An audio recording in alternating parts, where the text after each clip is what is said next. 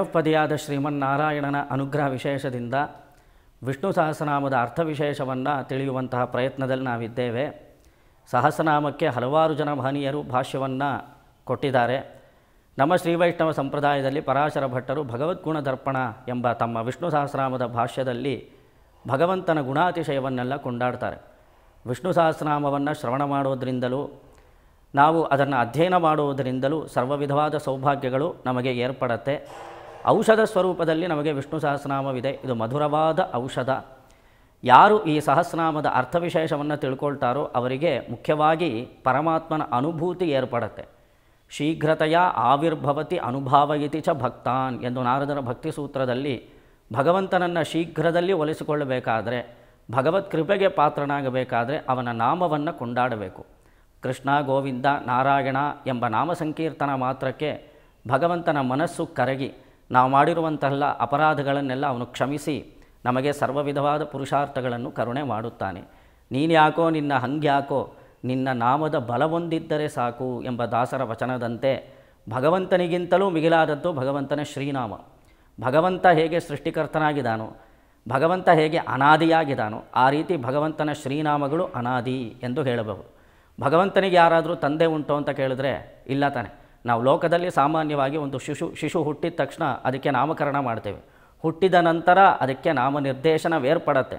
ಇವಾಗ ಭಗವಂತ ಯಾವ ಕಾಲದಲ್ಲಿ ಹುಟ್ಟಿದ, ಅವನಿಗೆ ಮೊದಲನೇದಾಗಿ ನಾಮಕರಣ ಮಾಡಿದವರು ಯಾರು ಎಂದು ಪ್ರಶ್ನೆ ಕೇಳಿದಾಗ ಅದಕ್ಕೆ ಉತ್ತರ ಕೊಡೋದಕ್ಕೆ ಸಾಧ್ಯವೇ ಇಲ್ಲ. ಭಗವಂತನಿಗೆ ಹುಟ್ಟು ಸಾವು ಎರಡೂ ಇಲ್ಲ. ಹುಟ್ಟಿದ ನಂತರ ಸಾಮಾನ್ಯವಾಗಿ ನಾವು ಲೋಕದಲ್ಲಿ ಮಕ್ಕಳಿಗೆ ನಾಮಕರಣ ಮಾಡ್ತೇವೆ. ಭಗವಂತನಿಗೆ ನಾಮಕರಣ ಮಾಡಿದವರು ಯಾರು, ಭಗವಂತನಿಗೆ ಈ ಶ್ರೀನಾಮಗಳು ಹೇಗೆ ಏರ್ಪಟ್ಟಿತು ಎಂಬ ಪ್ರಶ್ನೆಗೆ ಏನು ಉತ್ತರ ಕೊಡೋದಕ್ಕೆ ಸಾಧ್ಯ? ಭಗವಂತ ಯಾವ ಕಾಲದಿಂದ ಇದ್ದಾನೋ ಆ ಕಾಲದಿಂದಲೂ ಅವನ ಶ್ರೀನಾಮಗಳು ಇದೆ ಎಂದು ಮಾತ್ರ ಹೇಳಬಲ್ಲೆವು. ವೇದದಲ್ಲೇ ಭಗವಂತನ ಶ್ರೀನಾಮದ ಬಗ್ಗೆ ಹೇಳಲ್ಪಟ್ಟಿದೆ. ಭಗವಂತನ ಉಸಿರಾಟದ ಸ್ವರೂಪವಾಗಿ ವೇದವಿದೆ. ಉಚ್ಛ್ವಾಸ ನಿಶ್ವಾಸ ರೂಪೇಣ ಭಗವಂತನ ಉಸಿರೇ ವೇದ. ಆ ವೇದದಲ್ಲಿ ಭಗವಂತನ ಶ್ರೀನಾಮ ನೆಲೆಸಿದೆ. ವೇದದಲ್ಲಿ ಭಗವಂತನ ಶ್ರೀನಾಮದ ವೈಶಿಷ್ಟ್ಯ ಕೊಂಡಾಡಲ್ಪಟ್ಟಿದೆ. ಆದ ಕಾರಣ ವೇದ ಹೇಗೆ ಅನಾದಿಯೋ, ಭಗವಂತ ಹೇಗೆ ಅನಾದಿಯೋ ಆ ರೀತಿ ಭಗವಂತನಿಗೆ ಏರ್ಪಟ್ಟಿರುವಂತಹ ಈ ಗುಣಸೂಚಕವಾದ ಶ್ರೀನಾಮಗಳು ಅನಾದಿ ಎಂದು ನಾವು ತಿಳಿದುಕೊಳ್ಳಬೇಕು. ಕಳೆದ ಸಂಚಿಕೆಯಲ್ಲಿ ನಾವು ಭಗವಂತನ ಒಂದೊಂದೇ ಶ್ರೀನಾಮದ ವೈಶಿಷ್ಟ್ಯತೆಗಳನ್ನು ತಿಳ್ಕೊಳ್ತಾ ಬರ್ತಾ ಇದ್ದೆವು. ಅದರಲ್ಲಿ 8ನೇ ಶ್ರೀನಾಮ, ವಿಷ್ಣು ಸಹಸ್ರನಾಮದಲ್ಲಿ ಬರುವಂತಹ 8ನೇ ಶ್ರೀನಾಮ ಭೂತಾತ್ಮನೇ ನಮಃ. ಮುಂದೆ ಬರುವ 9ನೇ ಶ್ರೀನಾಮ ಭೂತ ಭಾವನಾಯ ನಮಃ. ಈ ಭೂತ ಭಾವನಾಯ ನಮಃ ಇದು ನಾಮಕ್ರಮದಲ್ಲಿ ಹೇಳಬೇಕಾದ್ರೆ ಭೂತ ಭಾವನಾಯ ನಮಃ ಎಂದು ಹೇಳಬೇಕು. ಹಿಂದೆ ಕಳೆದ ನಾಮದಲ್ಲಿ ಭೂತಾತ್ಮನೇ ನಮಃ ಎಂದು ಹೇಳಿ ಸೃಷ್ಟವಾಗಿರುವಂತಹ ಈ ಪ್ರಪಂಚಕ್ಕೆ ಅಂತರ್ಯಾಮಿಯಾದವನು ಪರಮಾತ್ಮ. ಚಿತ್ ಎಂದು ಕರೆಯಲ್ಪಡುವಂತಹ ಚೇತನ. ಚೇತನ ಅಂದರೆ ಯಾರು? ನಾವು, ನೀವು. ಚೈತನ್ಯ ನಮ್ಮೊಳಗಡೆ ಇರೋದ್ರಿಂದಲೇ ನಾವಿನ್ನೂ ಬದುಕಿದ್ದೀವಿ. ಚೈತನ್ಯ ಇರೋದ್ರಿಂದಲೇ ನಮ್ಮಿಂದ ನೋಡೋದಕ್ಕೆ ಸಾಧ್ಯ. ಚೈತನ್ಯ ಇರೋದ್ರಿಂದಲೇ ನಾವು ಕೇಳೋದಕ್ಕೆ ಸಾಧ್ಯ. ಸಕಲ ಪದಾರ್ಥಗಳಲ್ಲೂ ಭಗವಂತ ನೆಲೆಸಿದ್ದಾನೆ. ಉಪನಿಷತ್ತಿನಲ್ಲಿ ಭೂಮಿಯಲ್ಲಿ ಭಗವಂತ ನೆಲೆಸಿದ್ದಾನೆ, ತೀರ್ಥದಲ್ಲಿ ಭಗವಂತ ನೆಲೆಸಿದ್ದಾನೆ. ಆದ್ದರಿಂದಲೇ ನಾವು ಭೂಮಿಗೆ ಪೂಜೆ ಮಾಡ್ತೇವೆ. ನೀರು ಉದಕದಲ್ಲಿ ಭಗವಂತ ನೆಲೆಸಿದ್ದಾನೆ. ಶುಭ ಕಾರ್ಯವನ್ನು ಪ್ರಾರಂಭ ಮಾಡೋದಕ್ಕಿಂತ ಮುಂಚೆ ಉದಕ ಶಾಂತಿ ಎಂಬ ಪ್ರಯೋಗವೇ ಉಂಟು. ತೀರ್ಥದಲ್ಲಿ ಭಗವಂತನ ಸಾನ್ನಿಧ್ಯ ಉಂಟು. ಆಕಾಶದಲ್ಲಿ ಭಗವಂತ ನೆಲೆಸಿದ್ದಾನೆ. ಅಗ್ನಿ ಸ್ವರೂಪಿಯಾಗಿ, ಅಗ್ನಿಗೆ ಅಂತರ್ಯಾಮಿಯಾಗಿ ಪರಮಾತ್ಮ ನೆಲೆಸಿದ್ದಾನೆ. ಅಗ್ನಿ ನಮ್ಮನ್ನು ಸುಡತ್ತೆ. ಬೆಂಕಿ ಸುಡೋದಿಕ್ಕೂ, ಗಾಳಿ ಬೀಸೋದಿಕ್ಕೂ, ಆಕಾಶ ಅಷ್ಟು ವ್ಯಾಪಕವಾಗಿರೋದಿಕ್ಕೂ, ತೀರ್ಥ ನಮಗೆ ರುಚಿಯನ್ನು ಕೊಡೋದಿಕ್ಕೂ, ಭೂಮಿ ತಿರುಗೋದಿಕ್ಕೂ ಯಾರು ಕಾರಣ ಎಂದು ಕೇಳಿದರೆ ಭಗವಂತನೇ ಕಾರಣ. ಅವನು ಅಂತರ್ಯಾಮಿಯಾಗಿರೋದ್ರಿಂದಲೇ ಆಯಾಯ ಸ್ಥಾನ ವಿಷಯದಲ್ಲಿ ದೇವತೆಗಳು ಕೂತು ಲೋಕೋಪಕಾರಿಯಾಗಿದ್ದು ಕೆಲಸಗಳನ್ನು ನಿರ್ವಹಿಸುತ್ತಾರೆ. ಗಾಳಿಯಲ್ಲಿ ಪರಮಾತ್ಮ ನೆಲೆಸಿದ್ದಾನೆ. ಸ್ವರ್ಗಲೋಕದಲ್ಲಿ ಭಗವಂತ ಇದ್ದಾನೆ. ಸೂರ್ಯಮಂಡಲದ ಮಧ್ಯವರ್ತಿಯಾಗಿ ಸಾಕ್ಷಾತ್ ಭಗವಂತನೇ ನೆಲೆಸಿದ್ದಾನೆ. ದಿಕ್ಕುಗಳಲ್ಲಿ, ದಶ ದಿಕ್ಕುಗಳಲ್ಲೂ ಭಗವಂತ ನೆಲೆಸಿದ್ದಾನೆ. ಚಂದ್ರಮಂಡಲದ ಮಧ್ಯದಲ್ಲಿ ಪರಮಾತ್ಮ ನೆಲೆಸಿದ್ದಾನೆ. ಜೊತೆಗೆ ನಕ್ಷತ್ರದಲ್ಲಿ ಭಗವಂತ ಇದ್ದಾನೆ. ಅಂತರಿಕ್ಷದಲ್ಲಿ ಭಗವಂತ ಇದ್ದಾನೆ. ಕತ್ತಲೆಯಲ್ಲೂ ಭಗವಂತ ಇದ್ದಾನೆ. ಬೆಳಕಿನ ಸ್ವರೂಪಿಯಾಗಿ ಭಗವಂತ ನೆಲೆಸಿದ್ದಾನೆ. ಸಕಲ ಪ್ರಾಣಿಗಳಲ್ಲೂ ಭಗವಂತ ನೆಲೆಸಿದ್ದಾನೆ. ನಮ್ಮ ಪ್ರಾಣದಲ್ಲೂ ಭಗವಂತ ಇದ್ದಾನೆ. ನಾವು ನುಡಿಯುವ ಮಾತಿನಲ್ಲೂ ಭಗವಂತ ಇದ್ದಾನೆ. ನಾವು ನೋಡುವ ನೋಟದಲ್ಲಿ ಭಗವಂತ ಇದ್ದಾನೆ. ಕೇಳಬೇಕಾದರೆ ಶ್ರವಣದಲ್ಲಿ ಭಗವಂತ ಇದ್ದಾನೆ. ಆ ಸ್ಪರ್ಶದಲ್ಲಿ ಭಗವಂತ ಇದ್ದಾನೆ. ನಮ್ಮ ನಾಲಿಗೆಯಲ್ಲಿ ಭಗವಂತ ಇದ್ದಾನೆ. ನಮ್ಮಲ್ಲಿ ಭಗವಂತ ಇದ್ದಾನೆ. ಕೇಳ್ತಾ ಇದ್ದೀರ ನೀವು, ನಿಮ್ಮ ಆಸಕ್ತಿಯಲ್ಲಿ ಭಗವಂತ ಇದ್ದಾನೆ ಎಂದು ಉಪನಿಷತ್ತಿನಲ್ಲಿ ಭಗವಂತನ ಸ್ಥಾನ ವಿಶೇಷಗಳನ್ನು ಹೇಳಿದ್ದಾರೆ. ಈ ಸ್ಥಳಗಳಲ್ಲಿ ಭಗವಂತ ನಿಲ್ಲಿದ್ದಾನೆ. ಎಲ್ಲ ಕಡೆ ಭಗವಂತ ವ್ಯಾಪಕವಾಗಿದ್ದಾನೆ. ಭಗವಂತನಿಲ್ಲದಿರುವಂತಹ ವಸ್ತುವೇ ಇಲ್ಲ. ಅವನು ಸಕಲ ಭೂತ ಅಂತರಾತ್ಮ, ಆದ್ದರಿಂದಲೇ ಅವನನ್ನು ಭೂತಾತ್ಮ ಎಂದು ಕರೆಯಲ್ಪಟ್ಟಿದೆ. ಈಗ ಭೂತಭಾವನಃ ಎಂಬ ಶಬ್ದಕ್ಕೆ ಅರ್ಥ ಹೇಳಬೇಕಾದ್ರೆ ಇಲ್ಲಿ ಪರಾಶರ ಭಟ್ಟರು ಧಾರಕಾದಿ ಪ್ರಧಾನೇನ ಯಶ್ಚ ವರ್ಧಯತಿ ಸ್ವಯಂ ಭೂತಾನಿ ನಿತ್ಯ ಝಟತಿ ಸ ತುಸ್ಯಾತ್ ಭೂತಭಾವನಃ ಎಂದು ಭೂತಭಾವನಃ ಶಬ್ದಕ್ಕೆ ವಿವರಣೆ ಕೊಡ್ತಾರೆ. ಧಾರಕಾದಿ ಪ್ರಧಾನೇನ, ಭಗವಂತ ಈ ಭೂಮಂಡಲವನ್ನು ಧರಿಸಿದ್ದಾನೆ. ನೋಡಿ, ಈ ಭೂಮಂಡಲವನ್ನು ಧರಿಸಿರೋದ್ರಿಂದಲೇ ನಮ್ಮನ್ನು ಆತ ತನ್ನ ಶರೀರವಾಗಿ ಧರಿಸಿರುವುದರಿಂದಲೇ ನಮ್ಮ ಯೋಗಕ್ಷೇಮವನ್ನು ವಿಚಾರಣೆ ಮಾಡುವಂತಹ ಜವಾಬ್ದಾರಿ ಅವನ ಮೇಲಿದೆ. ನಾವು ಯಾವುದಕ್ಕೂ ಕಷ್ಟಪಡಬೇಕಾದ ಅವಶ್ಯಕತೆಯೇ ಇಲ್ಲ. ನಾವು ನಿರ್ಭರರಾಗಿರಬೇಕು. ನಮ್ಮ ಪರಿಪೂರ್ಣ ಜವಾಬ್ದಾರಿ ಭಗವಂತನ ಪಾದಕ್ಕೆ ಒಪ್ಪಿಸಿ ನಾವು ನಿಶ್ಚಿಂತೆಯಂತಿರಬಹುದು. ನಾವು ಟೆನ್ಷನ್ಸು ಈ ಡಿಪ್ರೆಷನ್ಸ್ ಎಲ್ಲ ಯಾವಾಗ ಅಂತ ಕೇಳಿದ್ರೆ, ನಾವೇ ಈ ಲೋಕವನ್ನು ನಡೆಸುತ್ತೇವೆ ಎಂಬ ಭ್ರಮೆ ನಮಗಿದ್ದಾಗ ಮಾತ್ರ. ನಾನು ಇದನ್ನು ಮಾಡಬಲ್ಲೆ ಅನ್ನೋದು ಕಾನ್ಫಿಡೆನ್ಸ್, ನಾನು ಮಾತ್ರ ಮಾಡಬಲ್ಲೆ ಎಂಬುದು ಅಹಂಕಾರ. ಈ ಅಹಂಕಾರ ಇರೋ ಪರ್ಯಂತ ನಮಗೆ ಚಿಂತೆ ಎನ್ನುವುದು ಕಾಡ್ತಲೇ ಇರುತ್ತೆ, ಡಿಪ್ರೆಷನ್ ಅನ್ನೋದು ಇರುತ್ತೆ. ಈ ನಾನು ನನ್ನದು ಇದೆಲ್ಲ ಭಗವಂತನದು.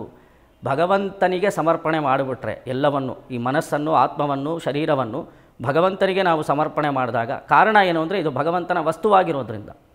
ಶರೀರ ಸ್ವತಂತ್ರವಾಗಿದ್ದರೆ ಅದು ಹೇಗಿರುತ್ತೆ ನೋಡಿ. ಈ ಶರೀರ ಸ್ವತಂತ್ರವಾಗಿರಲಿಕ್ಕೆ ಸಾಧ್ಯವಿಲ್ಲ. ಆತ್ಮ ಅನ್ನೋ ವಸ್ತು ಶರೀರವನ್ನು ಕಂಟ್ರೋಲ್ ಮಾಡಬೇಕು, ಆಗಲೇ ಅದು ಸರಿಯಾದ ದಿಕ್ಕಿನಲ್ಲಿ ಹೋಗುತ್ತೆ. ಮನಸ್ಸನ್ನು ನಮ್ಮ ಹತೋಟಿಯಲ್ಲಿ ಇಟ್ಕೊಂಡಾಗ ನಾವು ಸನ್ಮಾರ್ಗದಲ್ಲಿ ತೊಡಗಬಹುದು.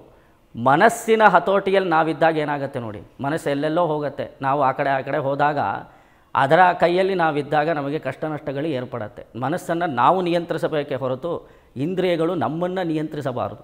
ನಾನು ಯಾವುದನ್ನು ಚೂಸ್ ಮಾಡ್ತೀನೋ, ನಾನು ಇದನ್ನು ನೋಡಬೇಕು ಅಂದರೆ ಕಣ್ಣು ಅದನ್ನು ನೋಡಬೇಕು. ಕಣ್ಣು ಯಾವುದನ್ನು ಚೂಸ್ ಮಾಡುತ್ತೋ ಅದನ್ನು ನಾವು ನೋಡೋ ಥರ ಹಾಗಾದರೆ ನಾವು ಲೈಫ್ನಲ್ಲಿ ತುಂಬ ಕಷ್ಟಪಡಬೇಕಾಗತ್ತೆ. ಆದ್ದರಿಂದ ಈ ಕಣ್ಣು ಎಂಬುದು ಆತ್ಮಕ್ಕೆ ಸೇರಿರೋದು, ಆತ್ಮವೆಂಬುದು ಪರಮಾತ್ಮನಿಗೆ ಸೇರಿರೋದು. ಆತ್ಮವು ಕಣ್ಣು ಎರಡೂ ಪರಮಾತ್ಮನ ಸ್ವತ್ತಾಗಿರೋದ್ರಿಂದ ಈ ಕಣ್ಣಾಗಿರುವಂತಹ ಇಂದ್ರಿಯವನ್ನು, ಆತ್ಮವನ್ನು ಪರಮಾತ್ಮನಿಗೆ ಸಮರ್ಪಣೆ ಮಾಡಿದ್ರೆ ನಾವು ನಿಶ್ಚಿಂತೆಯಂತೆ ಇರಬಹುದು. ನಾವು ಸುಲಭದಲ್ಲಿ ಈ ಸಂಸಾರ ಮಂಡಲವನ್ನು ದಾಟಬಹುದು ಎಂಬ ವಿಷಯವನ್ನು ನಾವು ತಿಳ್ಕೊಳ್ಬೇಕಾಗತ್ತೆ. ಇಲ್ಲಿ ಭೂತಭಾವನಃ ಎಂಬ ಶಬ್ದಕ್ಕೆ ಅರ್ಥ ಹೇಳಬೇಕಾದ್ರೆ ಧಾರಕಾದಿ ಪ್ರಧಾನೇನ ಯಚ್ಚ ವರ್ಧಯತಿ ಸ್ವಯಂ, ನಮ್ಮ ವರ್ಧನೆಗೂ ನಮ್ಮ ಅಧಃಪತನಕ್ಕೂ ನಮ್ಮ ಕರ್ಮಗಳೇ ಕಾರಣವಾಗಿರುತ್ತೆ. ಆದರೆ ಕರ್ಮ ನಿಯಾಮಕನಾದ ಪರಮಾತ್ಮನನ್ನು ಭೂತಭಾವನಃ, ನಾವು ಒಮ್ಮೆ ಪರಮಾತ್ಮನಿಗೆ ಶರಣಾಗತಿ ಮಾಡಿದರೆ ಅವನು ನಮ್ಮ ಯೋಗಕ್ಷೇಮಗಳನ್ನು ವಿಚಾರಿಸಿಕೊಳ್ಳುತ್ತಾನೆ. ನಾವು ಹೇಗೆ ಶರೀರ ಪೋಷಣೆಗೋಸ್ಕರ ಅನ್ನವನ್ನು ಭುಂಜನೆ ಮಾಡ್ತೀವೋ, ಶರೀರ ನಮಗೆ ಸ್ವಸ್ಥವಾಗಿರಬೇಕಾದ್ರೆ ಅದನ್ನು ತಗೊಂಡು ಡಾಕ್ಟ್ರ್ ಹೇಗೆ ಹೇಳ್ತಾರೋ, ಶರೀರ ಪೋಷಣೆಗೆ ಹೇಗೆ ಅನ್ನ ಇದೆಯೋ ಆ ರೀತಿ ಆತ್ಮ ಪೋಷಣೆಯನ್ನು ಹಾಗೂ ಆತ್ಮ ಧರಿಸಿರುವಂತಹ ಈ ಶರೀರ ಪೋಷಣೆಯನ್ನು ಪರಮಾತ್ಮ ಮಾಡ್ತಾನೆ. ಅಂತರ್ಯಾಮಿಯಾಗಿದ್ದು ತಾನು ಮಾಡುವ ಕಾರಣದಿಂದಾಗಿ ಅವನನ್ನು ಭೂತಭಾವನಃ ಎಂದು ಕರೆಯುತ್ತಾರೆ. ತಿರುಕುಡಂದೆ ಎಂಬ ಅದ್ಭುತವಾದ ದಿವ್ಯಕ್ಷೇತ್ರ ಕುಂಭಕೋಣದಲ್ಲಿದೆ. ಅಲ್ಲಿ ಉತ್ಥಾನಶಾಹಿಯಾಗಿ ಪರಮಾತ್ಮ ಶಾರ್ಂಗಪಾಣಿ ನಮಗೆಲ್ಲ ಸೇವೆ ಕೊಡ್ತಾನೆ. ಆ ಕ್ಷೇತ್ರಕ್ಕೆ ಒಮ್ಮೆ ತಿರುಮಳಿಶೈ ಆಳ್ವಾರ್ ಎಂಬ ಮಹನೀಯರು ಭಗವಂತನನ್ನು ದರ್ಶನ ಮಾಡೋದಕ್ಕೋಸ್ಕರ ಹೋದಾಗ ಆ ಸಮಯದಲ್ಲಿ ಪರಮಾತ್ಮ ಮಲಗಿದ್ರಂತೆ. ಆ ಪರಮಾತ್ಮನಿಗೆ ಮಂಗಳಾಶಾಸನ ಮಾಡ್ತಾರೆ ಆಳ್ವಾರ್. ಸ್ವಾಮಿ, ನೀನು ಶೇಷ ಪರ್ಯಂಕದ ಮೇಲೆ ಪವಡಿಸಿರೋದಕ್ಕೆ ಕಾರಣ ಏನು? ರಾಮಾವತಾರ ಕಾಲದಲ್ಲಿ ಭೂಮಿಯನ್ನೆಲ್ಲ ಸಂಚಾರ ಮಾಡಿ ರಾವಣ ಸಂಹಾರ ಮಾಡಿ ಅಷ್ಟೆಲ್ಲ ಲೀಲಾ ವಿನೋದಗಳನ್ನೆಲ್ಲ ಮಾಡಿದೆಯಲ್ಲ, ಅದರ ಪರಿಶ್ರಮಕ್ಕೋಸ್ಕರ ಆಯಾಸ ಕಳೆಯೋದಕ್ಕೋಸ್ಕರ ನೀನು ಶಯನ ಮಾಡಿದ್ದೀಯೋ, ಅಥವಾ ಕೃಷ್ಣಾವತಾರ ಕಾಲದಲ್ಲಿ ಕಾಳಿಂಗನ ಮೇಲೆ ನರ್ತನ ಮಾಡಿ ಬೆಣ್ಣೆಗೋಸ್ಕರ ನರ್ತನ ಮಾಡಿ ಅಷ್ಟೆಲ್ಲ ಲೀಲಾ ವಿನೋದಗಳನ್ನೆಲ್ಲ ಮಾಡಿದೆಯಲ್ಲ, ಅದರ ಪರಿಶ್ರಮ ಅದರ ಆಯಾಸ ಕಳೆಯೋದಕ್ಕೋಸ್ಕರ ನೀನು ಶಯನ ಮಾಡುತ್ತಿದ್ದೀಯೋ? ಸ್ವಾಮಿ, ನೀನು ಮಲಗಿರೋ ಸೌಂದರ್ಯ ನೋಡ್ತಾ ಇದ್ದರೆ ಹಾಗೆ ನೋಡ್ತಲೇ ಇರಬೇಕು ಅಂತ ಅನಿಸತ್ತೆ. ಆದರೆ ಮನಸ್ಸಿನಲ್ಲಿ ಒಂದು ವಾಂಛೆ ಇದೆ, ನಿನ್ನ ಮಾತುಗಳನ್ನು ಕೇಳಬೇಕು. ಸ್ವಲ್ಪ ಎದ್ದು ಬಂದು ನನ್ನನ್ನು ಸತ್ಕರಿಸಬಾರದೆ, ನನ್ನನ್ನು ಆಧರಿಸಬಾರದೆ, ನನಗೆ ಅಭಯ ಮಾಡಬಾರದೆ ಎಂದು ಆಳ್ವಾರರು ಕೇಳಿದ ತಕ್ಷಣ ನಿದ್ದೆ ಮಾಡ್ತಾ ಇದ್ದಂತಹ ಪರಮಾತ್ಮ ಅರ್ಚಾವಿಗ್ರಹದ ಸ್ವರೂಪದಲ್ಲಿದ್ದರೂ ಆಳ್ವಾರರಿಗೋಸ್ಕರ ಸ್ವಲ್ಪ ಎದ್ದು ಅವರಿಗೆ ಅಭಯ ಪ್ರದಾನ ಮಾಡಿದ್ರಂತೆ. ಸ್ವಲ್ಪ ಎದ್ದಿದ್ದರಿಂದ ಅವನು ಉತ್ಥಾನಶಾಹಿ ಎಂದು ಕರೆಯಲ್ಪಡುತ್ತಾನೆ. ಶಯನದಲ್ಲೇ ಹಲವಾರು ವಿಧವಾದ ಶಯನ ಇದೆ. ಯೋಗ ಶಯನ, ಭೋಗ ಶಯನ, ಅನಂತ ಶಯನ, ಇದು ಉತ್ಥಾನ ಶಯನ. ಅಲ್ಲಲ್ಲಿ ಆಯಾ ದಿವ್ಯ ಕ್ಷೇತ್ರಗಳಲ್ಲಿ ಯೋಗ ಶಯನವೆಂಬುದು ನಾವು ಶ್ರೀರಂಗ ಕ್ಷೇತ್ರದಲ್ಲಿ ನೋಡಬಹುದು. ಭೋಗಶಯನ, ಅನಂತ ಶಯನ, ಅಂತ ಪದ್ಮನಾಭ ಸ್ವಾಮಿ ಸಪರಿವಾರ ಸಮೇತನಾಗಿ ನಾಭಿಕಮಲದಲ್ಲಿ ಬ್ರಹ್ಮದೇವರನ್ನು ಸೃಷ್ಟಿ ಮಾಡ್ತಾ ಸಕಲ ದೇವತೆಗಳ ಸಮಕ್ಷಮದಲ್ಲಿ ಅನಂತ ಪರ್ಯಂಕದ ಮೇಲೆ ಪವಡಿಸಿರುವಂತಹ ಸ್ವಾಮಿ, ದೊಡ್ಡ ಮೂರ್ತಿ. ಇಲ್ಲಿ ತಿರುಕುಡಂದೈ ಕುಂಭಕೋಣಂ ಕ್ಷೇತ್ರದಲ್ಲಿ ಉತ್ಥಾನ ಶಯನ, ಸ್ವಲ್ಪ ಎದ್ದು ಆಳ್ವಾರರಿಗೆ ಅನುಗ್ರಹ ಮಾಡುವ ಮುದ್ರೆಯಲ್ಲಿ ಭಗವಂತ ಶಯನಿಸಿದ್ದಾನೆ. ಆಳ್ವಾರರಿಗೋಸ್ಕರ ಎದ್ದಿದ್ದರಿಂದ ಅವನನ್ನು ಉತ್ಥಾನಶಾಹಿ ಎಂದು ಕರೆಯುತ್ತಾರೆ. ಆ ಉತ್ಥಾನಶಾಹಿ ಪರಮಾತ್ಮನನ್ನು ಆಳ್ವಾರರು ನಮಸ್ಕಾರ ಮಾಡೋದಕ್ಕೆ ಬರ್ತಾರೆ. ಆ ಸಮಯದಲ್ಲಿ ಸರಿಯಾಗಿ ನೈವೇದ್ಯ ನಡೆಯುತ್ತೆ. ಅರ್ಚಕ ಸ್ವಾಮಿಗಳು ನೈವೇದ್ಯ ಮಾಡಬೇಕಾದ್ರೆ ತೆರೆ ಹಾಕಿ ಒಳಗಡೆ ಏಕಾಂತದಲ್ಲಿ ಪರಮಾತ್ಮನಿಗೆ ಸಕ್ಕರೆ ಪೊಂಗಲ್ಲೋ ಪುಳಿಯೋಗರೆನೋ ಅವ್ರು ಮಾಡಿರುವಂತಹ ಪ್ರಸಾದವನ್ನು ನೈವೇದ್ಯ ಮಾಡ್ತಾ ಇರ್ತಾರೆ. ತೆರೆಗೆ ಆ ಕಡೆಗೆ ಭಗವಂತನನ್ನು ನೋಡಬೇಕು ಅಂತ ಕಾತರತೆಯಿಂದ ಕಾಯ್ತಾ ಇರ್ತಾರೆ ಆಳ್ವಾರ್. ಒಳಗಡೆ ಪರಮಾತ್ಮ ಈ ಪ್ರಸಾದವನ್ನು ಸ್ವೀಕಾರ ಮಾಡುವಂತಹ ಸಮಯದಲ್ಲಿ ಅರ್ಚಕ ಸ್ವಾಮಿಗೆ ಒಂದು ಮಾತನ್ನು ಹೇಳ್ತಾರೆ. ಹೊರಗಡೆ ಆಳ್ವಾರಿದ್ದಾರೆ, ಮೊದಲು ಅವರಿಗೆ ದರ್ಶನ ಕೊಡಿಸಿ. ಅವರು ಕಾತರತೆಯಿಂದ ಕಾಯ್ತಾರೆ, ತುಂಬ ದೂರದಿಂದ ಬಂದಿದ್ದಾರೆ, ಅವರು ತುಂಬ ಆಯಾಸದಲ್ಲಿದ್ದಾರೆ, ಅವರು ನಿರ್ಜಲ ಉಪವಾಸದಲ್ಲಿದ್ದಾರೆ. ಭಗವಂತನ ದರ್ಶನ ಮಾಡುವವರೆಗೂ ನಾನು ಜಲಪ್ರಾಶನ ಕೂಡ ಮಾಡೋದಿಲ್ಲ ಅಂತ ತುಂಬ ನಿಷ್ಠೆಯಿಂದ ತಪಸ್ವಿಗಳಾಗಿದ್ದು ನಮ್ಮ ದರ್ಶನಕ್ಕೋಸ್ಕರ ಕಾಯ್ತಾ ಇದ್ದಾರೆ. ಅವರು ತೆರೆಯ ಹೊರಗಡೆ ಇದ್ದಾರೆ, ಮೊದಲು ಅವರಿಗೆ ಈ ಪ್ರಸಾದವನ್ನು ಕೊಡಿ.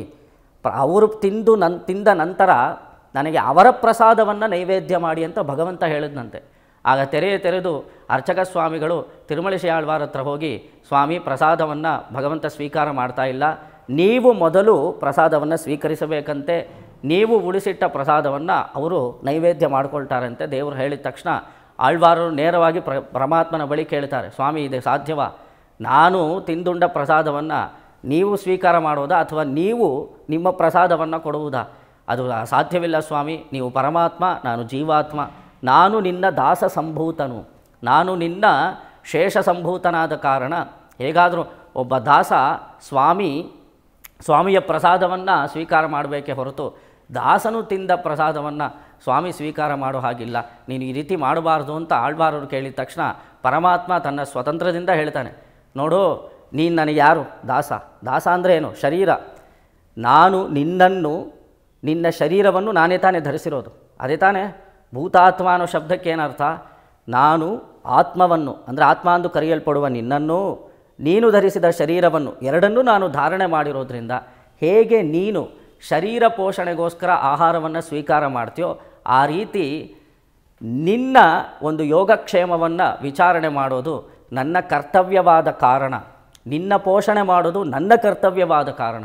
ಶರೀರ ಪೋಷಣೆ ಮಾಡೋದು ಆತ್ಮದ ಕರ್ತವ್ಯ. ನೋಡಿ, ಆತ್ಮ ಸರಿಯಾಗಿ ತಿಳ್ಕೊಂಡು ತನ್ನ ಜ್ಞಾನ ಮುಖೇನ ಆತ್ಮ ಇದನ್ನು ತಿನ್ನಬಾರ್ದು, ವಿವೇಕವನ್ನು ಬೆಳೆಸ್ಕೊಂಡು ಇದನ್ನು ತಿನ್ನಬಾರ್ದು ಅದನ್ನು ತಿನ್ನಬೇಕು ಅಂತೆಲ್ಲ ನೋಡಿ ಶರೀರಕ್ಕೆ ಯಾವುದು ಆರೋಗ್ಯಕರವಾಗಿರುತ್ತೋ ಅದನ್ನು ಸ್ವೀಕಾರ ಮಾಡಬೇಕು. ಶರೀರ ಪೋಷಣೆ ಅನ್ನೋದು ನಮ್ಮ ಜವಾಬ್ದಾರಿ ತಾನೇ. ಆ ರೀತಿ ಹೇಗೆ ಆತ್ಮ ಶರೀರ ಪೋಷಣೆ ಮಾಡ್ಕೊಳ್ಳುತ್ತೋ ಆ ರೀತಿ ನಿನ್ನ ಪೋಷಣೆ ಮಾಡೋದು ನನ್ನ ಜವಾಬ್ದಾರಿಯಾದ ಕಾರಣ ನಾನು ಹೇಳಿದಂತೆ ನೀನು ಕೇಳಬೇಕು. ಆದ್ದರಿಂದ ಮೊದಲು ನೀನು ತಿನ್ನು, ನಿನ್ನ ಪೋಷಣೆ ನನಗೆ ಮುಖ್ಯವಾದ ಕಾರಣ, ನೀನು ತಿಂದರೆ ನಾನು ಕ್ಷೇಮವಾಗಿರ್ತೀನಿ ಎಂದು ಭಗವಂತ ಹೇಳಿದ ತಕ್ಷಣ ಆ ಪ್ರಸಾದವನ್ನು ತಿರುಮಳಿಶಿ ಆಳ್ವಾರರು ಸ್ವೀಕಾರ ಮಾಡಿ, ಆ ತಿರುಮಳಿಶಿ ಆಳ್ವಾರ್ ಸ್ವೀಕಾರ ಮಾಡಿದಂತಹ ಪ್ರಸಾದವನ್ನು ಸ್ವಾಮಿ ತಾನು ತಿಂದ ಕಾರಣ ಆಳ್ವಾರರಿಗೆ ನಮ್ಮ ಸಂಪ್ರದಾಯದಲ್ಲಿ ತಿರುಮಳಿಶೈ ಪಿರಾನ್ ಎಂದು ಕರೆಯುತ್ತಾರೆ. ಭಗವಂತನ ಸ್ಥಾನ ಆಳ್ವಾರರಿಗುಂಟು. ಇಲ್ಲಿ ಆರಾಮುದನ್ ಸ್ವಾಮಿಗೆ ಅಂದರೆ ಶಾರ್ಂಗಪಾಣಿ ಸ್ವಾಮಿಯನ್ನು ಆಳ್ವಾರ್ ಎಂದು ಕರೆಯುತ್ತಾರೆ. ಈ ಸಮಯದಲ್ಲಿ ಆ ಪಿರಾನ್ ಎಂದು ಕರೆಯಲ್ಪಡುವ ಆಳ್ವಾರರು ಸ್ವಾಮಿಯಾದರು. ಭಗವಂತ ದಾಸನಾಗಿದ್ದು ಆಳ್ವಾರರ ಯೋಗಕ್ಷೇಮವನ್ನು ವಿಚಾರಣೆ ಮಾಡೋದಕ್ಕೋಸ್ಕರವಾಗಿ ಆಳ್ವಾರರನ್ನು ಪೋಷಣೆ ಮಾಡಿದ ಎಂದು. ಅಂದರೆ ಭಕ್ತರಿಗೆ ಸ್ವಲ್ಪ ಆಯಾಸವಾದರೆ, ಅವರ ಶರೀರಕ್ಕೆ ಏನಾದರೂ ಬಾಧೆ ಏರ್ಪಟ್ಟರೆ ಭಗವಂತ ತಾಳಲಾರದೆ ಮೊದಲು ಅವರ ಯೋಗಕ್ಷೇಮವನ್ನು ವಿಚಾರಣೆ ಮಾಡಿ, ಅವ್ರಿಗೇನಾದರೂ ರೋಗ ರುಜಿನಗಳಿದ್ದೆ ಅದನ್ನೆಲ್ಲ ಪರಿಹಾರ ಮಾಡಿ, ತನ್ನಂತೆ ಹೇಗೆ ಧರಿಸಿದವನಾದ ಕಾರಣ ನಮ್ಮನ್ನೆಲ್ಲ ಭಗವಂತ ಧರಿಸಿರೋದ್ರಿಂದ ನಮ್ಮ ಪರಿಪೂರ್ಣ ಜವಾಬ್ದಾರಿ ಭಗವಂತ ಹೊತ್ತಿದ್ದಾನೆ. ಯಾರ್ಯಾರು ಸಹಸ್ರನಾಮವನ್ನು ಜಪ ಮಾಡ್ತಾರೋ ಅಂಥವರ ಯೋಗಕ್ಷೇಮವನ್ನು ಭಗವಂತ ನೋಡ್ಕೊಳ್ತಾನೆ, ಅಂಥವರನ್ನು ಸರ್ವಾವಸ್ಥೆಗಳಲ್ಲೂ ಕಾಪಾಡುತ್ತಾನೆ ಎಂಬುದೇ ಇಲ್ಲಿನ ಸ್ವಾರಸ್ಯ. ಇಲ್ಲಿ ಭೂತ ಭಾವನಾಯ ನಮಃ ಎಂಬ ಶಬ್ದಕ್ಕೆ ಅರ್ಥವೇನು ಎಂದು ಕೇಳಿದರೆ, ಭೂತಾನಿ ನಿತ್ಯ ಝಟತಿ ಸ ತುಸ್ಯಾತ್ ಭೂತಭಾವನಃ.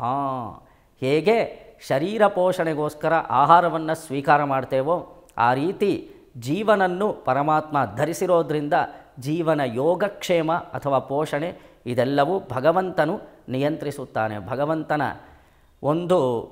ಅದು ಭಗವಂತನ ಜವಾಬ್ದಾರಿ ಅಥವಾ ಭಗವಂತನು ಇದೆಲ್ಲವನ್ನು ನೋಡಿಕೊಳ್ಳುತ್ತಾನೆ ಎಂಬ ಅರ್ಥದಲ್ಲಿ ಭೂತಭಾವನಃ ಎಂಬ ಶಬ್ದಕ್ಕೆ ನಿರ್ವಚನವನ್ನು ಸ್ವಾಮಿ ಪರಾಶರ ಭಟ್ಟರು ತಮ್ಮ ಭಾಷ್ಯದಲ್ಲಿ ತೋರಿಸುತ್ತಾರೆ. ಶ್ರೀಮತೆ ರಾಮಾನುಜಾಯ ನಮಃ.